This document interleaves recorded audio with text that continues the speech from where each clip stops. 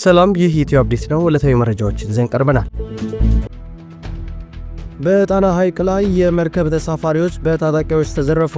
በአማራ ክልል ጣና ሐይቅ ላይ ማክሰኞ ሚያዝያ 7 ቀን 2017 ዓ.ም በመርከብ ተጓዥ የነበሩ ተሳፋሪዎች በታጣቂዎች መዘረፋቸው የታወቀ ሲሆን ጣናነሽ በመባል የምትታወቀው ግዙፍ የሰው ጫኝ መርከብ ከዲልጊ ወደ ባህር ዳር ተሳፋሪዎችን ጭና በመጓዝ ላይ ያለች በፈጣንና ትንንሽ ጀልባዎች የተንቀሳቀሱ የታጣቂ ዘራፊዎች መርከቡን አስቁመው የተሳፋሪዎችን ንብረት ዘርፈዋል። የደረሰን መረጃ እንደሚያመለክተው ዘራፊዎቹ ተሳፋሪዎችን በኃይል አስገድደው የስልኮቻቸውን የባንክ አፕሊኬሽን በመጠቀም ጭምር የዝርፊያ ወንጀል መፈጸማቸው ታውቋል። አንድ የከብት ነጋዴን ጨምሮ ከተሳፋሪዎች ጠቅላላ እስከ 800 ሺህ ብር ድረስ የሚደርስ ገንዘብ መዝረፋቸው ተረጋግጧል። የአካባቢው የጸጥታ ምንጮች እንደሚያመለክቱት ይህ አይነቱ የዝርፊያ ተግባር በቅርብ ጊዜያት በጣና ሐይቅ አካባቢ እየተስፋፋ መጥቷል። በተለይም ትንሽ ጀልባዎችን በመጠቀም ከቦታ ቦታ የሚንቀሳቀሱ የአካባቢው ነጋዴዎች ዋና ኢላማዎች እየሆኑ መምጣታቸው ታውቋል። የክልሉ የጸጥታ አካላት ጉዳዩን በመመርመር ላይ መሆናቸውን ቢገልጹም በመመርመር ላይ ቢሆኑም እስካሁን ድረስ ዘራፊዎቹ መታሰራቸው አልተገለጸም። ነዋሪዎች የጸጥታ ሁኔታው እንዲጠናከር በሐይቁ ላይ የሚደረጉ ጉዞዎች ደህንነታቸው እንዲጠበቅ ጥሪ አቅርበዋል። የትምህርት ሚኒስቴር የፈተና መርሃ ግብር በአረፋ የበዓል ቀን መዋሉ አነጋጋሪ ሆኗል። በትምህርት ሚኒስቴር የተዘጋጀው የ2017 የሪሚዲያል ማሻሻያ ፈተናዎች መርሃ ግብር ከእስልምና ሃይማኖታዊ በዓል ጋር በመጋጨቱ ከሃይማኖታዊ አካላት ቅሬታ አስነስቷል። ትምህርት ሚኒስቴር የሪሚዲያል ተማሪዎች የማዕከላዊ ፈተና ከግንቦት 26 እስከ ግንቦት 30 ቀን 2017 ዓ.ም እንደሚካሄድ በይፋ አሳውቋል። ይሁን እንጂ ግንቦት 29 ቀን የሙስሊም እምነት ተከታዮች የሚያከብሩት የአረፋ በዓል ጋር በመጋጨቱ ተማሪዎችን በዓሉን አክብረው ፈተናውን እንዳይወስዱ ሊያደርግ እንደሚችል ስጋት ተነስቷል። የፈተና መርሃ ግብሩ የተላለፈው በሚኒስቴሩ የአካዳሚ ጉዳዮች መሪ ሥራ አስፈጻሚ ዶክተር ኤባ ሜጄና በፈረሙት የመጋቢት 15 2017 ዓ.ም የሴኩላር ደብዳቤ አማካኝነት ሲሆን እንደ ሁሉም የመንግሥት ዩኒቨርሲቲዎችና የግል ከፍተኛ የትምህርት ተቋማት ተልኳል። ይህ ችግር እንደ አዲስ የተከሰተ ባይሆንም ከዚህ ቀደም በተደጋጋሚ የትምህርት ሚኒስቴር የሚያዘጋጃቸው ፈተናዎች ከእስልምና ሃይማኖታዊ በዓላት ጋር በመጋጨታቸው አለመግባባቶች ሲከሰቱ ቆይተዋል። ትምህርት ሚኒስቴር ጉዳዩን ለመፍታት የሚንቀሳቀሰው ቅሬታና ጩኸት ሲነሳ ብቻ እንደሆነ ነው የሚነገረው። በቅርቡ የተነሳው ጉዳይ አስመልክቶ ለተሻሻለ የፈተና መርሃ ግብር ከማዘጋጀት አኳያ ሚኒስቴሩ በአፋጣኝ እርምጃ እንዲወስድ ጥሪ ቀርበዋል። አብን በኤርትራና በአማራ ክልል ሁኔታ ላይ አቋሙን አስታወቀ። አብን ኢትዮጵያ ውስጥ ያለውን የፖለቲካ ሁኔታ በተመለከተ ባወጣው መግለጫ በተለያዩ ጉዳዮች ላይ አቋሙን አስታውቋል። የአማራ ብሔራዊ ንቅናቄ አብን ከአመራሮቹና አባላት ጋር ባወጣው መግለጫ የኤርትራ ሀገርነትን እንደማይቀበሉና የባህር በር ለማግኘት ወታደራዊ ውጊያ እንዲደረግ ጥሪ አቅርበዋል። አብን በመግለጫው በአማራ ክልል በአሁኑ ወቅት የሚካሄደው ጦርነት የጸጥታ ችግር ብቻ እንደሆነ ገልጿል። በተጨማሪም በክልሉ ውስጥ የሚታየው ችግር ዋናው ተጠያቂ ህወሓት እንደሆነ በመጠቆም ይህንን ድርጅት መታገል አስፈላጊ እንደሆነ በመግለጫው ላይ ተገልጿል። የቡርኪና ፋሶ ፕሬዝዳንት ኢብራሂም ትራኦሬ አፍሪካዊ አንድነትን ለማጠናከር ጥሪ ያቀረቡ። የቡርኪና ፕሬዝዳንት ኢብራሂም ትራኦሬ በቅርቡ አፍሪካውያን እርስ በርሳቸው ለምን እንደሚጋጩና ለተሻለ ወደፊት ምን መደረግ እንዳለበት ወሳኝ አስተያየት አስተላልፈዋል። አፍሪካን ስንመለከት ፈጣሪ ከባረካቸው እጅግ ሰላማዊ አህጉራት አንዷ ናት። አሁን ላይም በመካከላችን የሚታዩ ግጭቶች በዋናነት የአውሮፓውያን ፖሊሲ ውጤት ናቸው። እነሱ አህጉራችን ላይ የመለያየት ዘር ዘርተዋል። አንድ ሀገር ከሌላ ሀገር እንዳይዋደድ አብሮ እንዳይሰራና በጋራ እንዳያድግ ሆን ብለው የፈጠሩት ስትራቴጂ ነው ሲሉ ፕሬዝዳንቱ አስረድተዋል። ፕሬዝዳንቱ በንግግራቸው እንዳመለከቱት አውሮፓውያን ራሳቸው አንድ ሆነው ሲሰሩ፣ እኛ ግን እርስ በርሳችን እንድንጋጭ አስተምረውናል፣ ወንድሞቻችንና እህቶቻችንን እንድንጠላ አድርገውናል ብለዋል። ፕሬዝዳንት ትራኦሬ ንግግራቸውን ሲያጠቃልሉ አፍሪካውያን ይህን የተዛባ ግንዛቤ መለወጥ እንዳለባቸው ጠቁመው በአውሮፓ ውስጥ እንዲህ አይነቱ ክፍፍልም ብዛም አይታይም፣ ይህንን ተገንዘበን ጥላቻን ማቆምና የተሻለች አፍሪካን ለመገንባት በጋራ መስራት አለብን በማለት አፍሪካዊ አንድነትን የማጠናከር ጥሪ አቅርበዋል። የፕሬዝዳንቱ አስተያየት ከአፍሪካ የፖለቲካና ታሪካዊ ግንኙነት አንጻር ራሱን የቻለ ሀገራዊና አህጉራዊ ማንነት ለመገንባት እየተደረገ ያለውን ጥረት ያንጸባርቃል። በናሚቢያ ከ26 ጀምሮ ትምህርት በነጻ ይሰጣል ተባለ።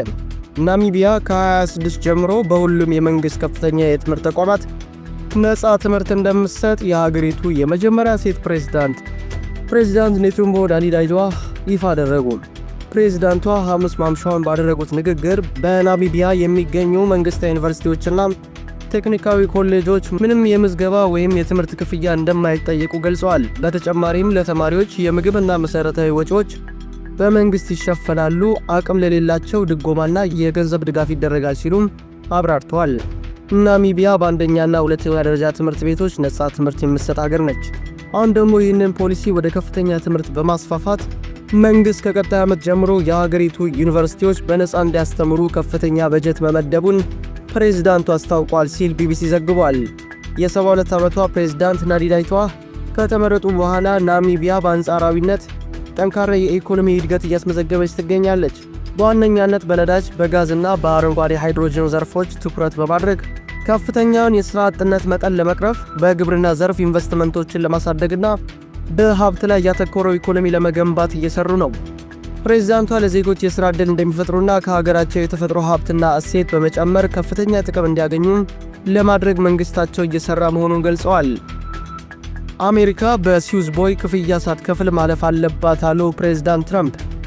ፕሬዝዳንት ዶናልድ ትራምፕ የአሜሪካ ወታደራዊና የንግድ መርከቦች በግብፅ ስዊዝ ቦይና በፓናማ ቦይ ያለ ክፍያ ማለፍ እንዳለባቸው የሚል አዲስ አቋም አስቀምጠዋል። የአስተያየት በዓለም አቀፍ የባህር ትራንስፖርት ሕግጋት ውስጥ አዲስ ውዝግብ ሊፈጥር እንደሚችል ተንታኞች ይገልጻሉ። ፕሬዝዳንት ትራምፕ በማኅበራዊ ሚዲያ መድረኮች ባሰፈሩት መልእክት የአሜሪካ ወታደራዊና የንግድ መርከቦች በስዊዝና በፓናማ ቦዮች ያለምንም ክፍያ መተላለፍ አለባቸው ሲሉ ገልጸዋል። ፕሬዝዳንቱ በተጨማሪም እነዚህ የውሃ መተላለፊያዎች ያለ አሜሪካ ድጋፍ መቀጠል አይችሉም በማለት የአሜሪካ የውጭ ጉዳይ ሚኒስትር ማርኮ ሩቢዮ ይህንን ጉዳይ በአስቸኳይ እንዲከታተሉት መመሪያ መስጠታቸውን አስታውቋል። ተንታኞች እንደሚገልጹት የፕሬዝዳንት ትራምፕ አዲስ አቋም አሁን ላይ አሜሪካ ከግብፅ ጋር ዲፕሎማሲያዊ ቅራኔ ውስጥ ሊያስገባት እንደሚችል እይታቸውን አጋርተዋል። በተለይም ስዊዝ ቦይ ለግብፅ ገቢ ዋነኛ ምንጭ በመሆኑ በቦይ አጠቃቀም ላይ የሚደረግ ማንኛውም ለውጥ ወይም ጣልቃ ገብነት ከፍተኛ ተቃውሞን ሊያስነሳ እንደሚችል ይጠበቃል። የአሜሪካ መንግሥት ከማንኛውም ሀገር ጋር ባለው ግንኙነት ለፍትሐዊ ንግድ ግዴታዎች መቆም እንዳለበት የካይሮ ባለሥልጣናት አስተያየት ሰጥተዋል። ዲፕሎማሲያዊ ምንጮች እንደሚጠቁሙት የግብፅ መንግሥት ለዚህ አዲስ አቋም ምላሽ ለመስጠት የውጭ ጉዳይ ሚኒስትር በአስቸኳይ ስብሰባ እያካሄደ ይገኛል። ፕሬዝዳንት ትራምፕ ወደ ስልጣን ከመጡ ጀምሮ በተለያዩ ጊዜያት ፓናማና ግሪንላንድን የአሜሪካ አካል ማድረግ የሚቻልበትን መንገድ ማሰስ መጀመራቸውን የገለጹ ሲሆን አሁን ደግሞ የግብፁን ስዊዝ ቦይ ጉዳይ መንካታቸው በመካከለኛው ምስራቅ የፖለቲካ ውጥረትን ሊያባብስ እንደሚችል ተንታኞች ይናገራሉ። የግብፅ ባለሥልጣናት እስካሁን ድረስ ለዚህ አዲስ አቋም ይፋዊ ምላሽ አልሰጡም።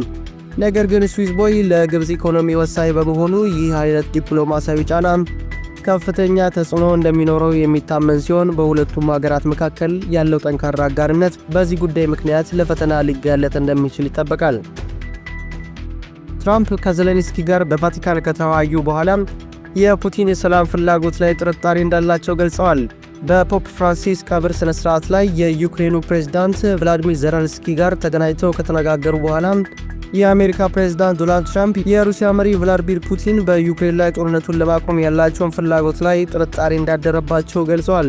ትራምፕ ሮምን ከጎበኙ በኋላ በማኅበራዊ ሚዲያቸው ፑቲን ሰላማዊ ዜጎች በሚኖሩበት አካባቢ ሚሳኤል የሚተኩሱበት አንዳች ምክንያት የለም በማለት እያታለለኝ ሳይሆን አይቀርም ሲሉ ተናግረዋል። የቅዱስ ጴጥሮስ ቤተ ክርስቲያን ውስጥ የተካሄደው የትራምፕና የዘሌንስኪ ጥቅል ውይይት ከመካሄዱ በፊት የሮማው ሊቀ ጳጳስ ቀብር ሥነ ሥርዓት ተፈጽሟል።